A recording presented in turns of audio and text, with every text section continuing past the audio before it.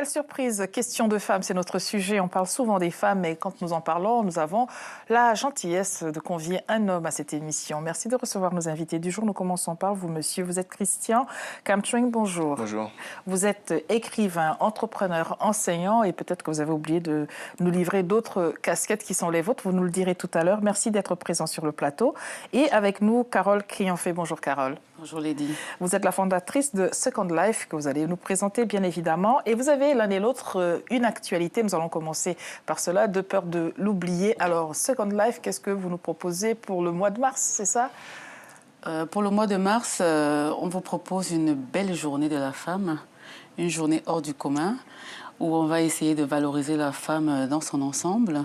On va essayer de montrer aux gens qu'en dessous du cabas que nous soulevons en général en Afrique, il y a des potentiels beaucoup plus positifs. Voilà, c'est ce qu'on prépare le 5 mars.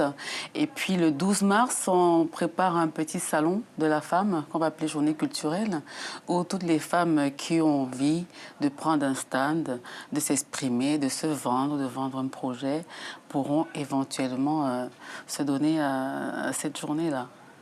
Voilà qui est dit. Prenez bien ces rendez-vous, madame, monsieur. Nous passons à vous, Christian. Vous donnez donc rendez-vous à nos téléspectateurs pour une dédicace où, quand et comment? Oui, donc le 19 février à la librairie Tamery, Oui. Il y aura une rencontre dédicace pour un livre que j'ai coécrit, L'Origine, en fait, les chroniques d'un ghetto français. Vous êtes tous conviés. Il y aura un débat, échange et plus si affinité. Et plus si affinité. Bon, alors les affinités, si vous le voulez bien, nous allons les commencer là.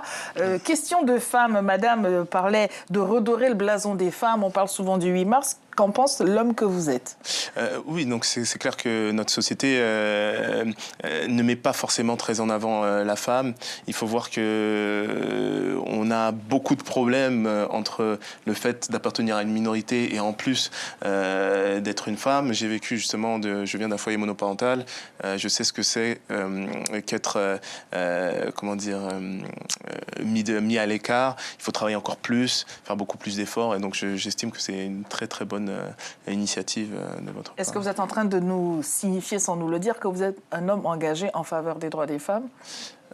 Oui, et en fait, je dirais que je suis un homme engagé au niveau des droits de la famille et des droits de l'homme en tant que tel. J'estime qu'on est dans un système qui pousse, qui met une grosse pression sur l'individu, que ce soit au niveau du travail, on doit travailler après ses études et on oublie les valeurs familiales. Moi, je suis pour l'éclosion de la femme, mais surtout la solidité du foyer familial. Vous avez donc à votre actif cet ouvrage que l'on a vu afficher, L'Origine. Alors, l'origine de quoi d'ailleurs? Ouais. Donc, c'est lié à mes origines en tant que Français avec des origines camerounaises. Donc, mes parents sont immigrés. Je suis né en France. Et donc, je suis mis dans cette double culture, en fait, entre la culture européenne de mon environnement et la culture de mes parents. Et donc, on est toujours en combat perpétuel.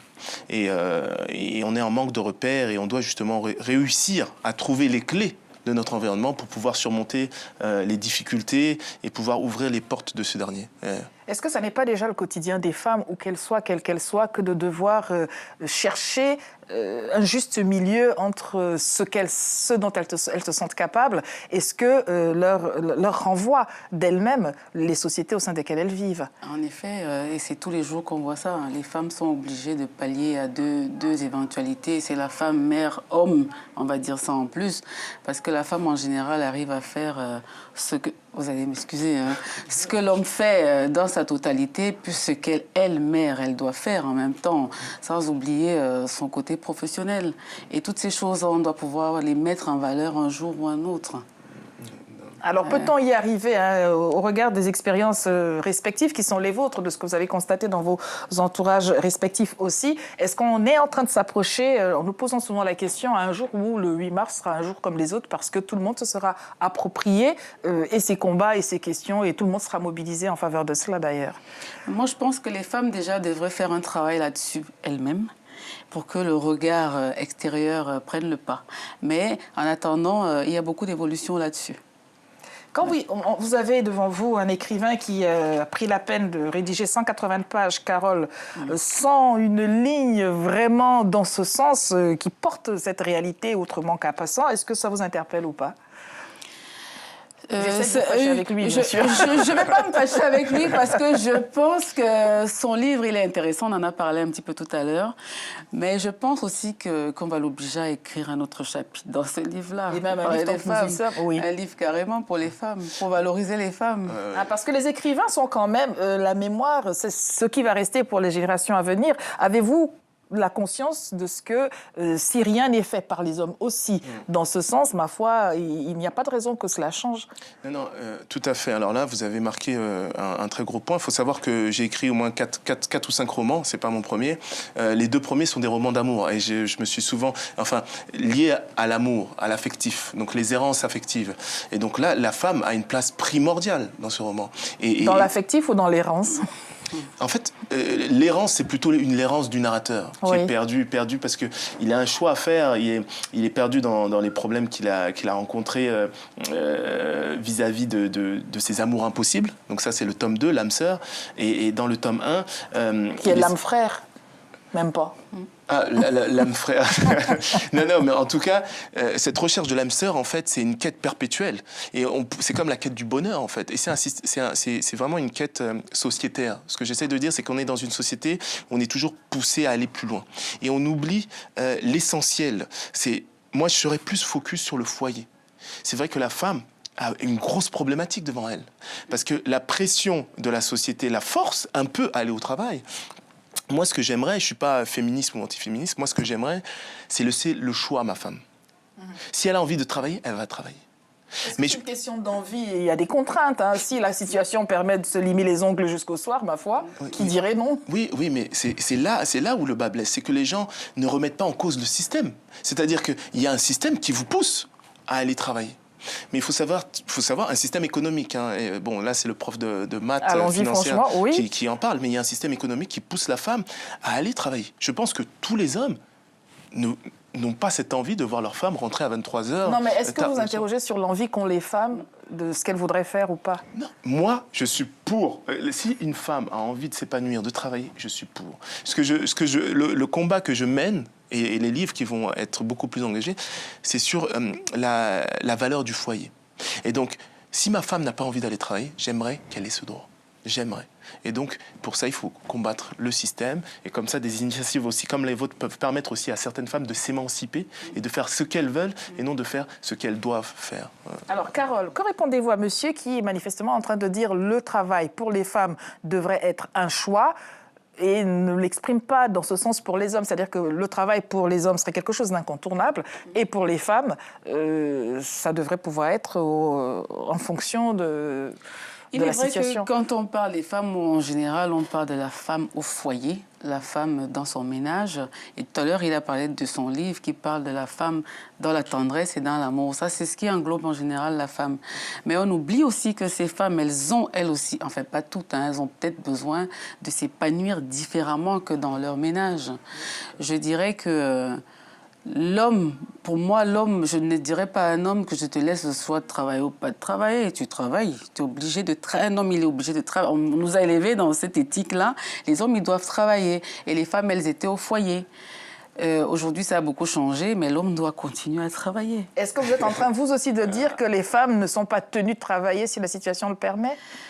Moi, je pense qu'une femme qui reste à la maison, elle a ses choix. Et je pense aussi qu'elle s'épanouit à sa façon. Simplement, est-ce qu'elle bénéficie ou est-ce qu'elle profite à fond du fait de ne pas travailler? Car pourquoi travaille-t-on? Nous sommes dans des questions philosophiques aujourd'hui dans Lady vous écoute, sous cet intitulé léger comme ça, question de femme. On va parler du travail. À quoi sert le travail donc, finalement? Donc le travail, c'est vrai que c'est une valorisation de notre place dans la société. C'est-à-dire qu'un individu, il a des droits et des devoirs, et le fait de travailler engendre, entre guillemets, des bienfaits, donc des rémunérations, un confort qui lui permet d'acheter des biens. Mais si on recentre tout ça, historiquement, si on recentre le problème, c'est pas le problème du travail, c'est le problème de la pression excessive d'un système qui brise le foyer familial.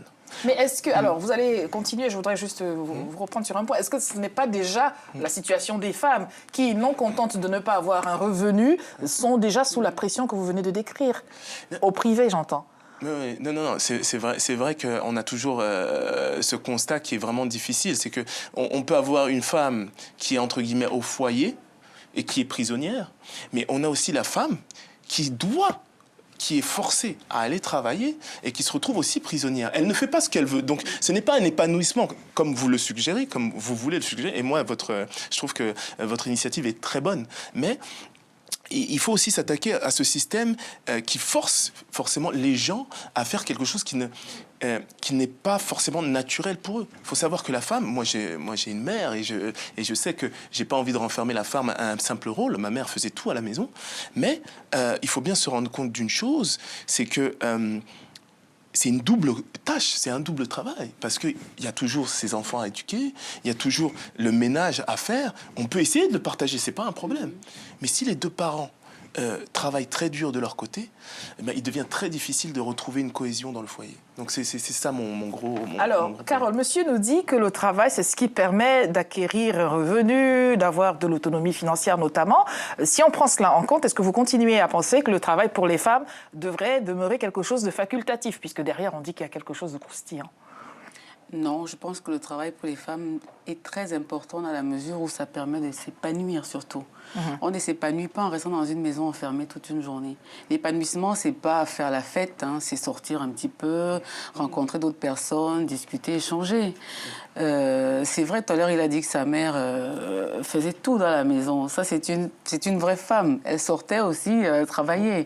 C'est très important, le travail pour tout le monde, quel qu'il soit. Hein, pêcher, je sais pas, trouver quelque chose à faire qui occupe, ça peut être du travail personnel aussi. C'est très, très important. Mais alors, au-delà de l'épanouissement, parce qu'on a telle ou telle passion, on aime faire du tricot, je ne sais pas quoi, on a besoin d'un revenu, on a besoin d'avoir les moyens de gérer ses charges. Comment fait-on si c'est facultatif? Ça veut dire qu'on compte sur quelqu'un d'autre.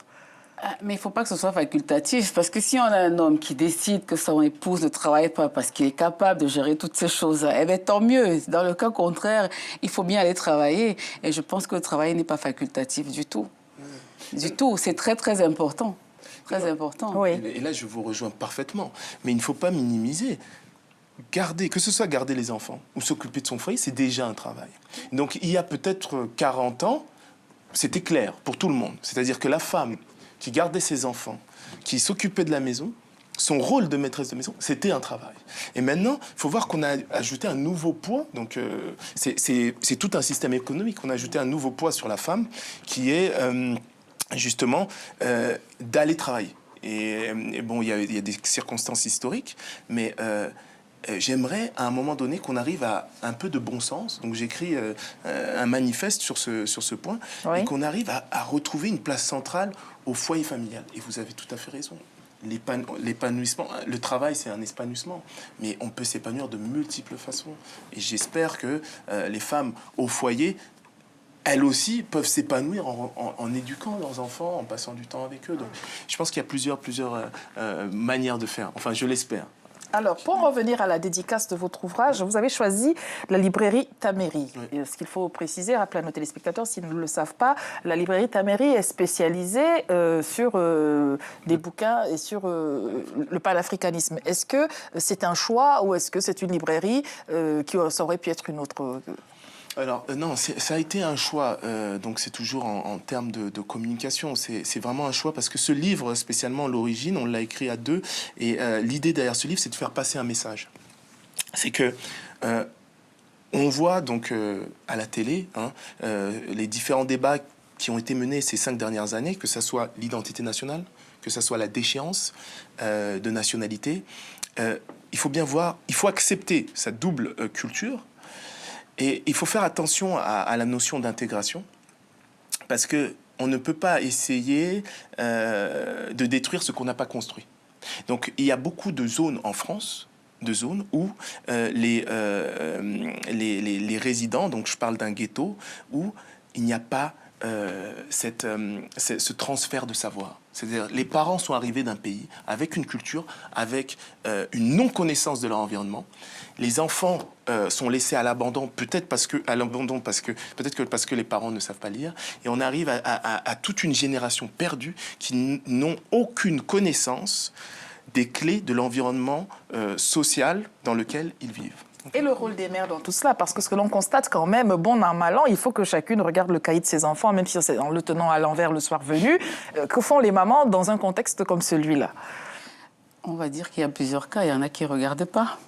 Et il y en a qui s'en occupent même elles savent réellement. lire. Quand même elles savent lire. Il y en a qui ne peuvent pas. Tout comme il disait tout à l'heure, et il y en a qui le font.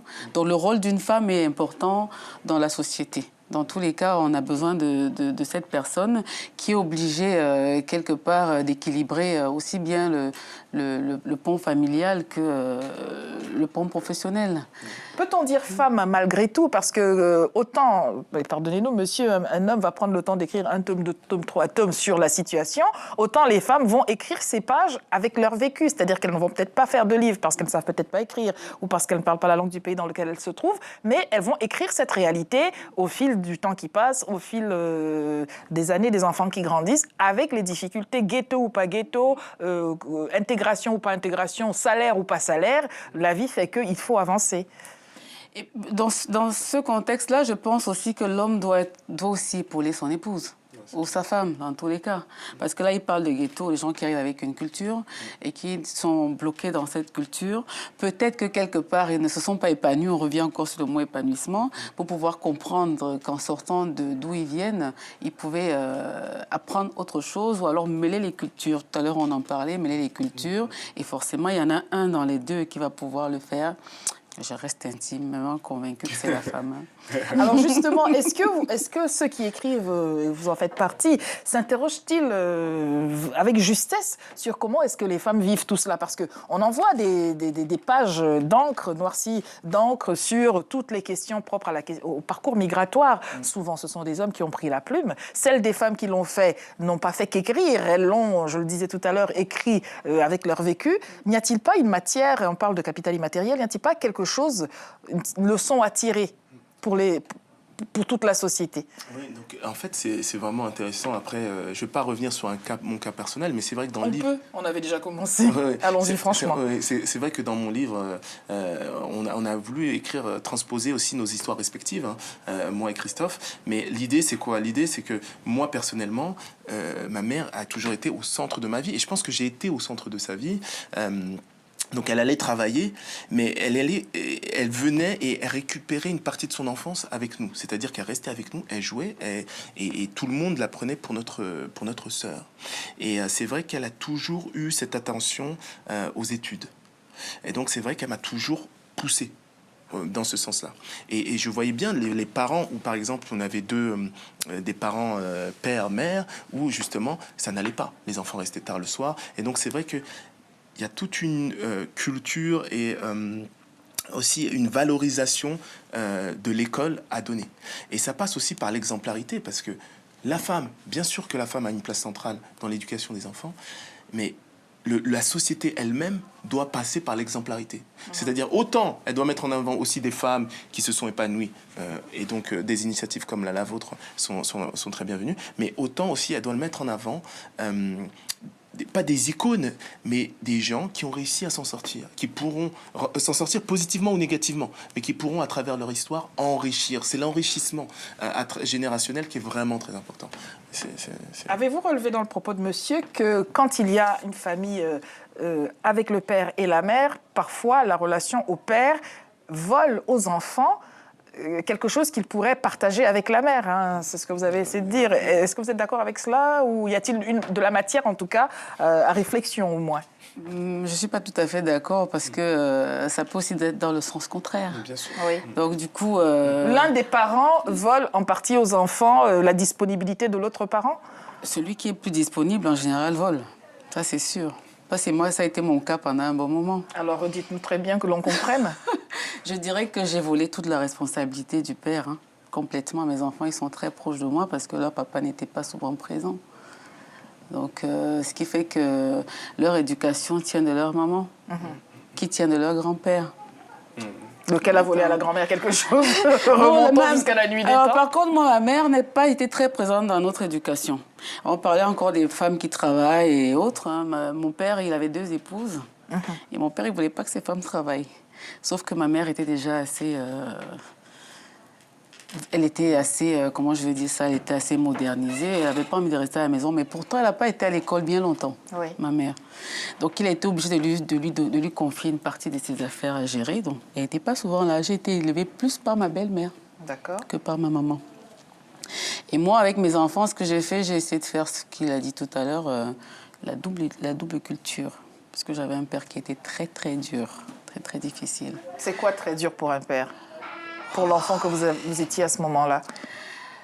Mon père, je vais juste vous donner le petit surnom qu'on lui a donné dans mon quartier, c'était inspecteur Idéric. Oui, mais inspecteur Derrick, c'est peut-être parce que les enfants sont mauvaise langue. Vous savez, les enfants sont cruels. Des fois, ils vont mettre un sobriquet à une telle personne, mais est-ce que c'est véritablement révélateur? Oui, on avait Et peut-être eu- était-il oui. tout simplement un homme rigoureux. Plus que rigoureux, jusqu'à ses épouses quand même. Hein. Mon père était super rigoureux. Bah, vous savez, Était rigoureux quand on a, dans quand on son a- intérieur et quand on dans a une son épouse, on perd extérieur. déjà le sommeil. Alors quand on en a 2, on peut comprendre que... D'ailleurs, sur ce point-là, parlons-en. Question de femme, on s'interroge aussi. Comment font les hommes quand ils ont plus qu'une épouse?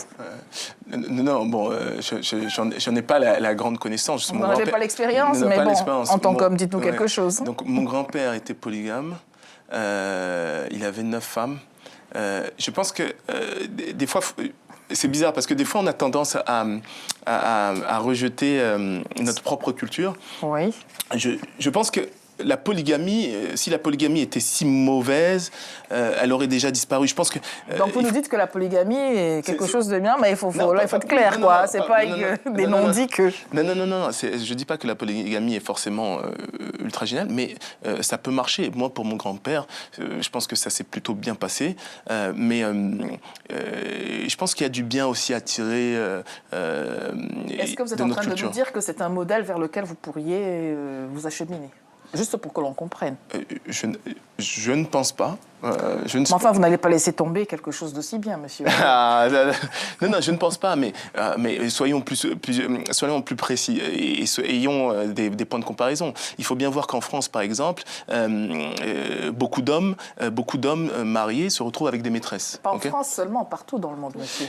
Bon, les Français ont une certaine réputation. Bon, c'est juste parce que j'ai voyagé que Non, la mais réputation partout des dans Français. le monde, Oui, mais bien sûr, cela se bien sûr. retrouve. Non, Ça n'est bien pas sûr. propre à la France. Oui, bien sûr. Et donc, ce que j'essaie de dire, c'est que derrière la polygamie, il y a aussi une notion de stabilité, l'entretien d'une femme. Il faut bien voir que, j'ai pas envie de faire de polémique, mais Mitterrand avait un second foyer à l'Élysée. Alors, nous allons reposer la question. Est-ce que c'est parce qu'un certain homme qui s'appelle Mitterrand avait une maîtresse que la polygamie est un modèle vers lequel vous vous achemineriez volontiers, d'autant que grand-papa avait 9 femmes? Oui ou non? This is a yes or no question. Personnellement, non. Mais La question étant, pourquoi ne pas adopter quelque chose qui, somme toute, vous trouvez convenable? Ok, là, non, mais il faut... Monsieur a répondu par un éclat de rire. Non, mais c'est un peu dur parce que je vois très bien que la question est orientée, mais... Non, mais elle n'est pas orientée, c'est juste une question. Les pommes de terre sont bonnes à manger, je peux en manger, c'est juste ça la question. Moi, en fait, ce que j'essaie de dire, c'est qu'il y a des femmes qui sont contentes de leur situation. Non, mais nous parlions de vous, monsieur. Ah ben moi, personnellement, je viens de vous répondre. Bon, donc monsieur ne veut pas ce qu'il dit qui est bien. Madame, votre avis là-dessus? Sur la polygamie, moi déjà, je sors d'un foyer polygame. Et j'ai été contre cette pratique pendant un bon moment. Mais je pense que quand on est jeune, il y a des choses qu'on prend pour soi, pourtant on ne devrait pas prendre pour soi. Sinon, ça se passait très bien dans notre ménage. Hein. Mais pendant... Alors, vous parlez du ménage de vos parents ou du vôtre? Du ménage de mes parents, pardon. Ah oui, très bien, parce que la personne qui avait un mari polygame, ça n'était pas vous, c'était votre maman. Oui, ça se Et passait comme elle bien. n'est pas là, on ne va pas vous laisser prendre sa place. Mais ça se passait bien pour nous, les enfants, en tout cas. Oui, non, On mais vous n'avait savez, pas de les problème. enfants, les parents sont les... Et, des modèles, et c'est pendant normal. longtemps, j'étais pas trop pour la polygamie. J'ai dû voyager un petit peu dans 2 pays d'Afrique de l'Ouest, dans le Bénin, où j'ai vu comment ça se passait différemment. Moi, ça ne me dérangerait pas d'être dans un foyer polygame aujourd'hui. D'accord. Pas du tout. Nous sommes à l'antenne, ces messieurs ont entendu. mais qu'ils n'entendent pas trop. Hein. Ah non, mais il faut savoir. Donc moi j'ai entendu, je pourrais répéter. Hein, Bon, en gros, ce qu'il faut en dire, c'est qu'on a un avis éclairé que si on en a fait l'expérience. Parce que là, si c'est par personne interposée, grand-père et la mère, on n'est pas... En tout cas, c'est la question que les femmes se posent. On dit que la femme est la ceinture qui tient le pantalon de l'homme. Les hommes, parfois, donc, ont besoin d'une paire de bretelles et d'une ceinture et d'épingles à nourrice pour tenir le pantalon quand ils en ont plusieurs. C'est ce que ça veut dire. Nous allons... 1 minute pour finir l'émission. Nous allons rappeler, si vous le voulez bien, les rendez-vous respectifs qui sont les vôtres. Donc, pour la dédicace de cet ouvrage qui s'intitule l'origine du monde et en partie de certaines questions que nous avons abordées, c'est donc à la librairie Tamery le 19 février. Le 19 février, entre 19h et 21h, à la librairie Tamery. Voilà. Avons-nous l'adresse de la librairie Tamery, d'ailleurs? C'est dans le 10e, mais on pourra... Sinon, on les renvoie sur Internet, librairie Tamery. Tamery avec un Y, hein, bien évidemment. Et puis, vous avez mon blog, donc ccamchouing@canalblog.com. Voilà qui est dit. Madame, rendez-vous pour les femmes et les hommes qui voudront venir le 5 et le 12 mars. Ce sera au 11 rue Caillot, dans le 13e. Il faut aussi préciser qu'il y aura 10 prix dédiés au meilleur parcours de femmes qui seront donnés. Et donc, cette sélection, quels sont les critères pour retenir les nominés, comme on dit à Hollywood? On a choisi le sport, la culture, les artistes, les créatrices, comment on appelle ça, le stylisme. Il y a le stylisme. Et après, les autres prix seront sélectionnés en fonction des parcours qu'on aura eus sur Facebook, parce qu'on est en train de sélectionner sur Facebook. C'est sur Facebook. Oui, on publie des parcours sur Facebook et il y a des likes et tout ça en même temps, oui. Voilà, mesdames, si vous voulez être nominées et gagner un prix, en tout cas être sélectionnée comme une heureuse femme de l'année 2016 avec l'association Second Life, mettez tout ce que vous faites sur Facebook. Merci à tous les deux d'avoir accepté notre invitation et bonne continuation à nos téléspectateurs. Au revoir.